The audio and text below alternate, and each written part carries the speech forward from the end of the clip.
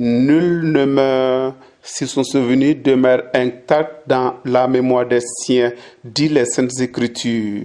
Voilà bientôt 31 ans qu'il a plu au Seigneur de rappeler auprès de lui Papa Alpitio Dabiré, ancien responsable de la CCB de Wessa. Et déjà 6 ans que Maman Paulina Somé a rejoint son époux. Mais ce samedi 16 juillet 2022, leur fille et fils ainsi que la famille entière leur rendent hommage. La messe célébrée à la paroisse Saint-André de Wessa, suivie de la bénédiction des tombes au domicile familial, ont constitué l'ossature de cette journée de souvenir de mémoire. Leur fils Mathias Somé sur cet hommage rendu à leurs parents. Tout le monde a forcément des parents qui ont dû les élever jusqu'à un certain âge, peut-être même toute la vie. Alors nous on trouvait que c'était bien parce que nous autres nous avons perdu nos parents un peu plus tôt. Quand je dis un peu tôt, c'est avant la majorité. Donc je crois que c'est une occasion que nous avons trouvée pour ensemble nous remémorer leurs souvenirs, leur vie passée et puis leur rendre témoignage et être reconnaissant aussi par rapport à tout ce qu'ils ont fait pour nous, pour que nous soyons ce que nous sommes aujourd'hui. Ben, vous savez, ses parents sont forcément les meilleurs au monde, hein. Mais bon, mon papa, si je retiens que c'était un grand bossard, c'est un travail dans tous les sens du terme. La maman aussi, elle s'est battue comme elle pouvait dans la vie. Et je crois que tous les différents témoignages que les gens ont fait l'attestent. Et je pense que aussi c'est une façon de reconnaître quand même leur mérite. En tout cas pour leur bref passage sur cette terre. Au cours de la messe, le doyen de la famille Jean Somé a fait un témoignage de la vie de Papa Alpitio Dabiré.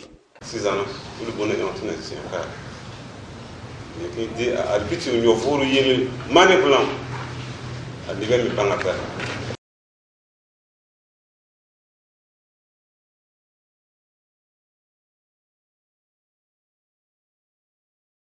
Sisana, il y a la Bible, il y a un fourré à Alpitio.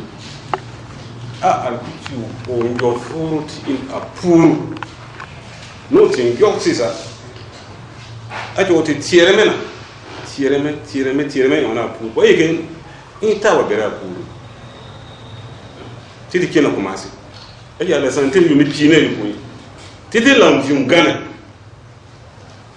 Ou même moi, c'est gâté pour lui mettre les adjectifs. Il y a eu quand il va soit dans le bien. Et qu'il y avait. Mais on met en Ghana, on a bébé à ce gâteau. Oui, ma wa dinu le couloir et béro qui a bien de Tony. Oui, il y a de wa, on a les wa. C'est là le pinta. Oti, il a l'ang zou. Les cailloux, il y a l'ang zou. A qui a laissé moi. A si on l'a tibia, monsieur Dini y en béa. Ou bébé. Carré à pourrir, ou il comme ça, il a pourrir. Voilà, beaucoup comme ça, Alpitio on dit ira. Nous non, il y a beaucoup. Et tao, et tim tout au cours. Bon, ma idée, il sauna, il a au cours. Au tao, mais les. Et tout faux. Il dit ça au loin. Et me pourri. Da, what tu toile, what tu culpo, what doing bibi. Bim dia sans zoom sous ma main, dia sans zoom. Aqui a India. Tinsuka o nyovo ça. On a mal à Tinsuka, aqui a nangon voloir. Vraiment. Tu pourris ni nangon barca. On a bien quand on a le couloir. Tu vois bien yika. Tu tournes ton bonbon mécan. On met ton ayam. Il m'y voit ton cas. Benami, mi sigura a cas cobari à la. Il m'y a pas cobari à mener à l'assemblée à mi is couli. Ou met tu voulais. Il se lourd. Et m'a assez à lourd, et m'a eu du poids. Allez, n'a pas ma voix. Il m'a besoin. Oh, mais vous m'allez, c'est à voilà, il n'a pas ouvert. Mais demain, vous bien, ni quand. onyo na ja wubi fo le sama uzu na yanga ko bawa ikuli uti yiri wobi yi ko aja wubi yi le sama bibi kwenwa ha o mia tum zizo na tonu mi chirina aja pop o pop wala meni basa le no wala meni etikpi onana ya bali be mi kina beti ba wona dota yi mi ga ara be ma disa ba wa ari dota yi kai amatia so fa ma ai po wi kin po kin dota yi kin dita yi ku so na ko wi ka ku so na ko kin ga bo is ba bo wi ga ma ba wa e ma ta tunu kin bo so e ma tunu e je wa wona dota ni tuwa le wona mi bo wa tikin a ce dian biwa be za yi be kabia e be yu yona to wasi ka pour une barre.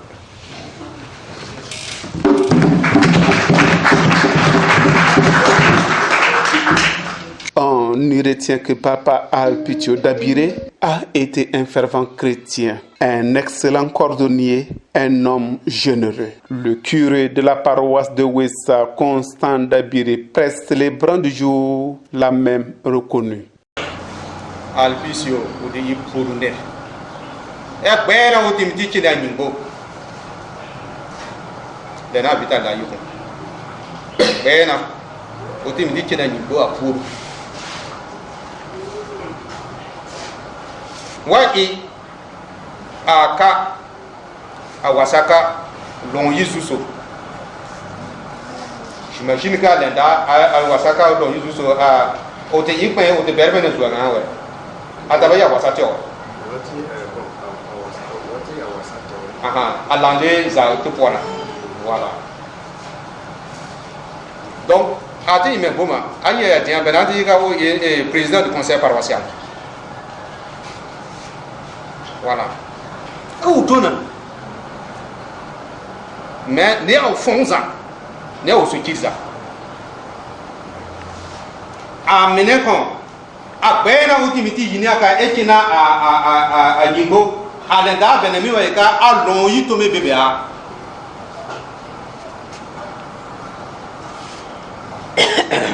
Alpitio bibi na o yang ni bere woni blawo alenda be lon yi to me o timi ken ni be polo bena o te male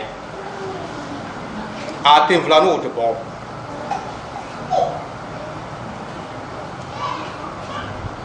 a temvla bob o de boba temvla a ulteza yon ni a on nebe yon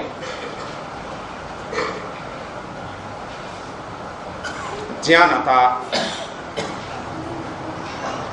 nyine nimbe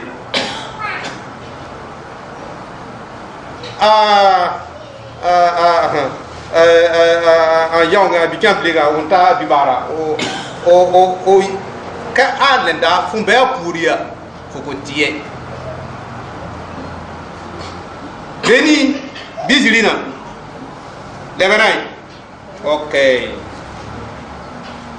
zanora puru ouais afo funa na dia juste pour avoir le repas du soir avec le papa du petit bonhomme là, c'était conditionné. La prière du soir, si tu n'as pas fait la prière du soir, tu n'as pas droit au repas. Le matin très tôt, c'est la prière avant que chacun ne prenne la route de ses activités. Donc il faisait la prière avant d'aller à l'école primaire, ce garçon-là.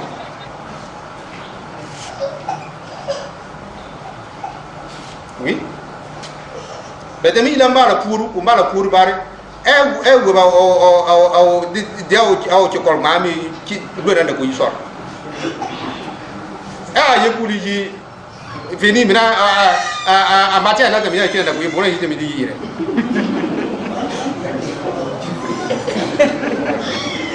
Ah, tu non non ah oui, il y a le coup soir. Ah, pour et puis elle au kirini. Ah ben avec pour tout mes poids. Ah pour puis elle avait avec tout mes poids. adia doi yelinga azano na mi ata fumba dagara ga kunami ira bibara fumba dagara e fayi goba cleaner apportable yo aswe ko étoilé on doit voir le bail avec les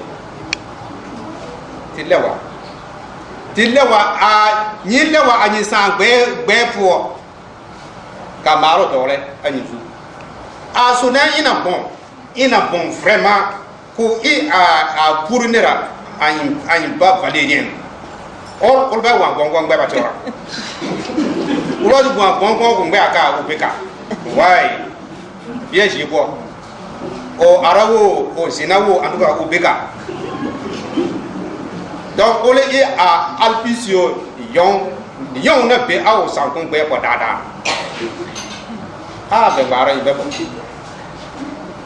ah ou bibi na o yan ko il bebo ah ai able o yela ko da yela ko yi dota ai kan na ko la ti dota da ah so la so ko twa na o ki do no so ah so ko ya o santé parce que ah o sans no ko men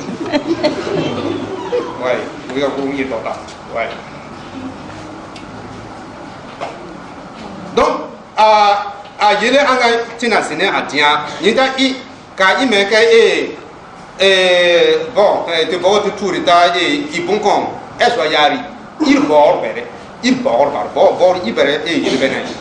Les sion ta tierona, sion ta tierona poa, afeka te lewa, be po, te malo. A malo ala nanguna koretia a can dole chiri a can dole chiri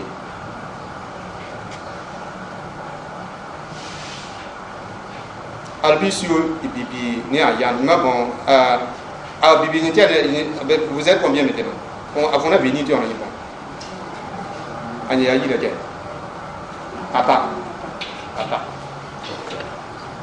donc ni te wulu ani bibi e kurebe exemple ni puri nebe mele ani sana te sana ni apurua mele ani sana te puri ni nya ni puri ni ani bibi ka be mi oton I puri nebe bio nebe bio non est-ce que be yele ani ba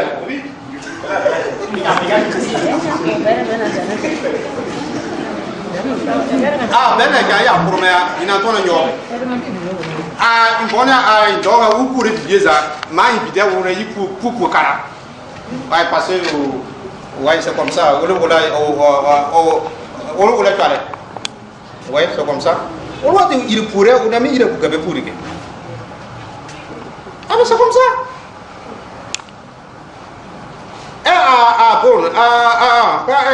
bon aveni voilà aveni po ya be bon be mina aba ya bo avali ti ona piège ko aba la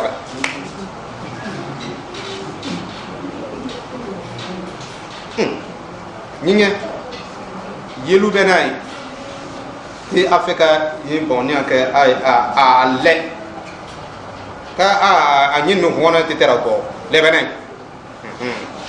anyin bo ni anga abe ina nua anyen bo ni ale apuru ni puru ni be a lon yi tome be me ka lon yi tome ni mi tole a alpona anyi sankon nya malo son awu bibi be inebe o de bon tome ton tchan pili yaga amena o sanya ajan o de ire ko de ro bi yiri ouais dara no o agobi ya le na on to da bon konke c'est ça yo hein non te e ndebe na ire na ne to ire a alpisio ne o ko e polina abeyu a chan tole ninda e oui alpisio yon wa nganga kun to mal dagare mi yenye abe ire bini albisune kinkinu na ngrion tia au yan be bon si be yeminga au bibi ti be bon be yeminga ese anga no mena adenda ni shuru ne au ora u shoko udure ani po au shoko udure dursa nemia nya o bonja ka deputy ti nyan wo na ngrion atia ti nyana asa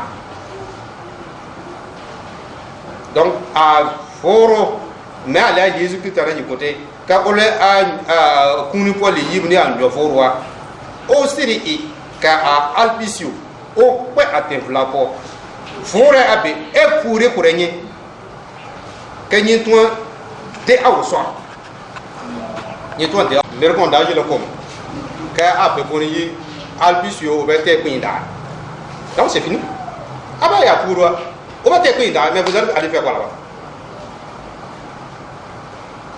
on va te pinda ça on m'a de soucis on va te pinda be kon yiri be be ke o pinda parce que o te bete bo ba le o te bete bo ba do pinda be ke donc borba kabe libe borba kabe zin tiru borba kabe au nyonwe a ul bom una kaira ni a furu Jésus Christ na vorea furu o vorera te bazu non a Jésus Christ non o to wan malo o kurenye malo bibi vielisa e a tenza na wa ka wati a yelpa nga nansia a Jésus Christ na vorea o turite a o malo bibi vielisa te to e ni mfuge tita i nkuni tita e nya kweme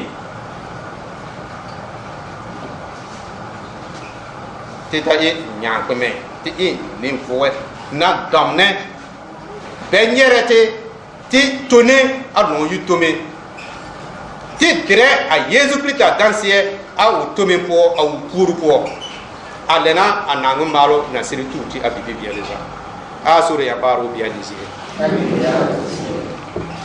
Pour le repos des âmes de Papa Alpitio Dabire et de Maman Paulina, les fidèles ont prié et loué le Seigneur.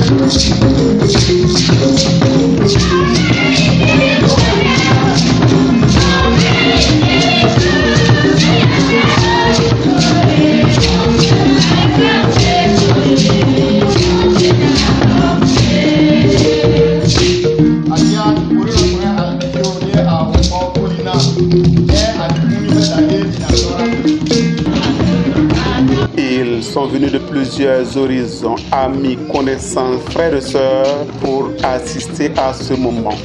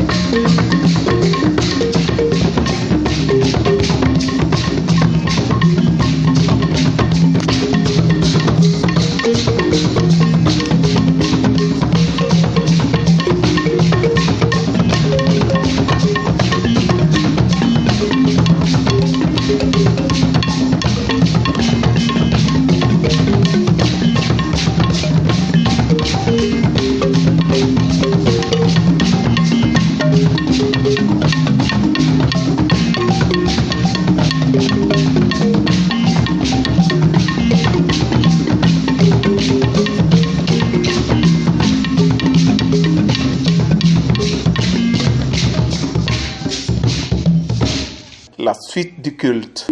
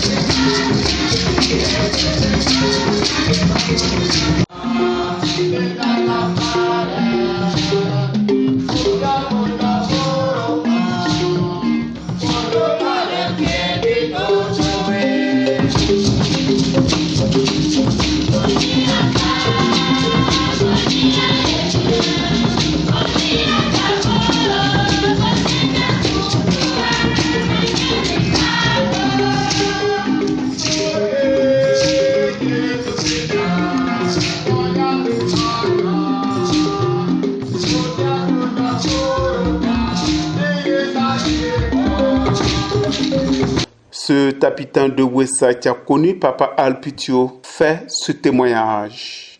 Alpitio, sommet Alpitio est en Bango. En 79.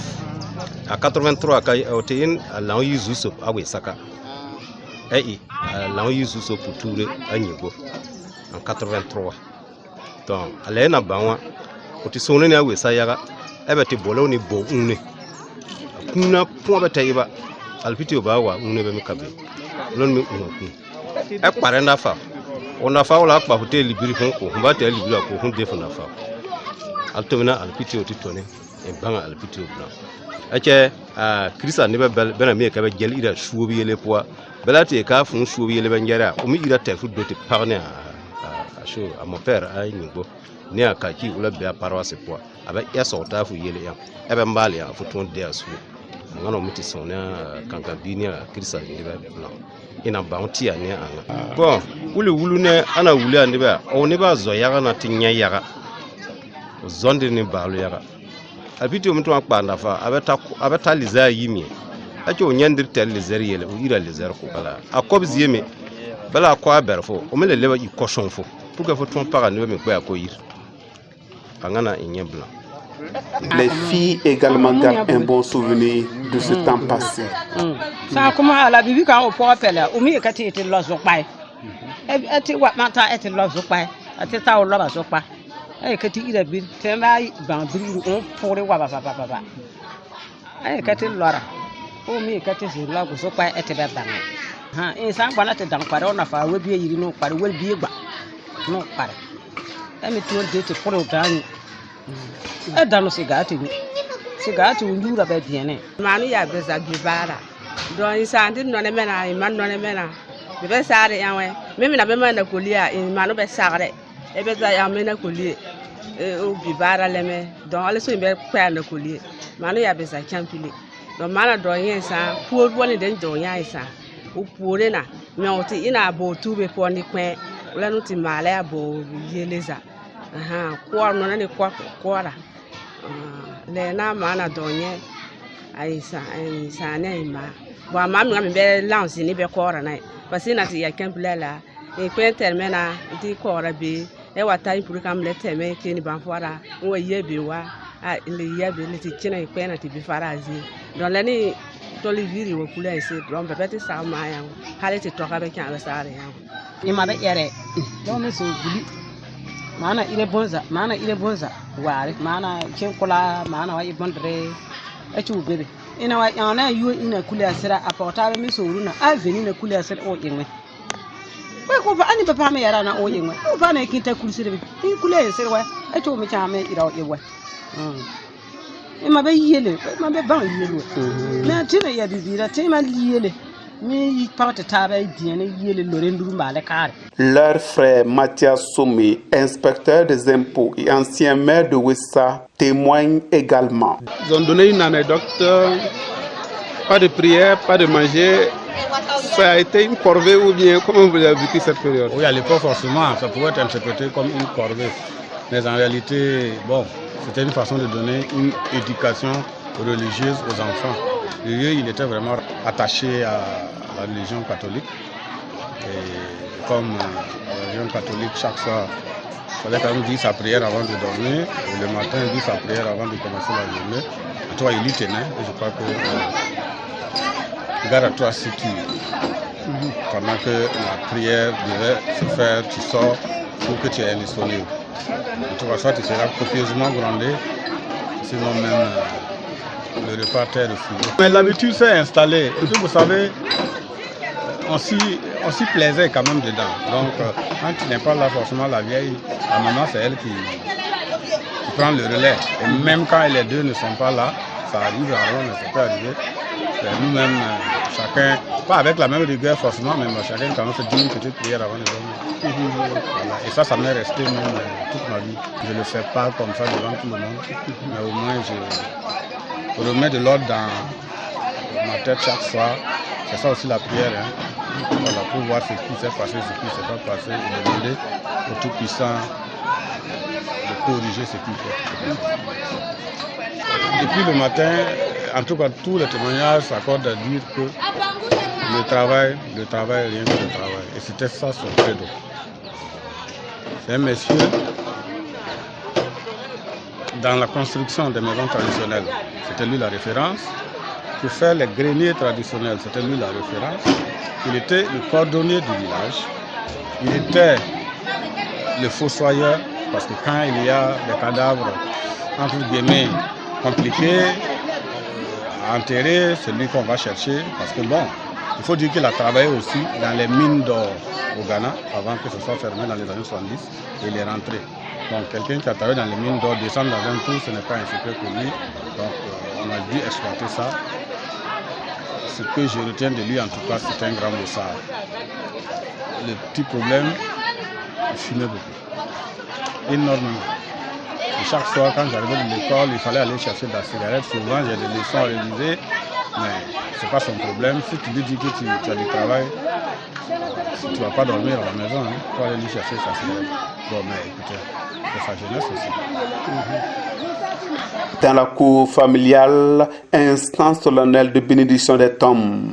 Élisée, d'en jeter dans les eaux pour qu'elle n'engendre plus la mort. Permets, Seigneur, qu'en tout lieu où toi qui as donné aux hommes l'eau.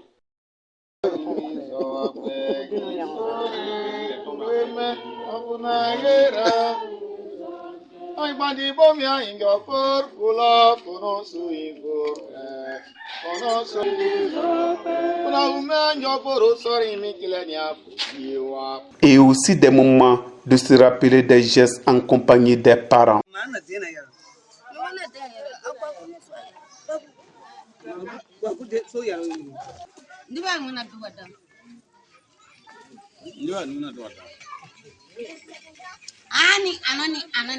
Puis, les invités ont partagé ensemble avec la famille un repas convivial.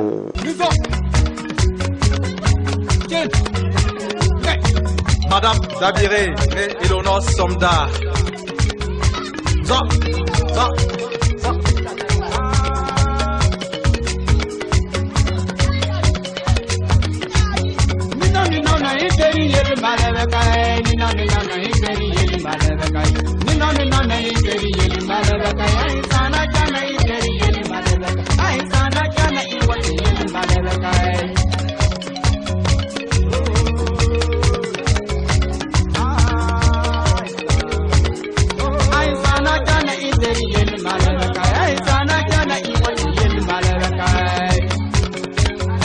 La mort est la cause de tous les malheurs.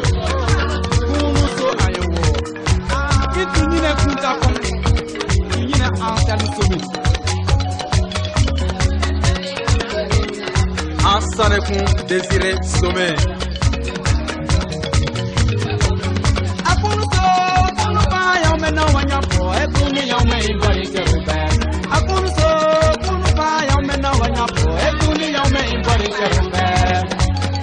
Docteur Serlaro Abel Sommet. Touri. Akunu yome imbori serube, ina na kweri nibe, wakeri luge, ina na weri nibe, waweri luge, akunu so, kunu pa yome na wanyapo, kunu yome imbori serube, kabe na sore nibe, isore kansule, pe polbe sauke, ma pole kunu, akunu so, kunu pa yome na wanyapo, kunu yome imbori serube. Sonda, Nap, Damien, kunu yome imbori serube. Sa! Sana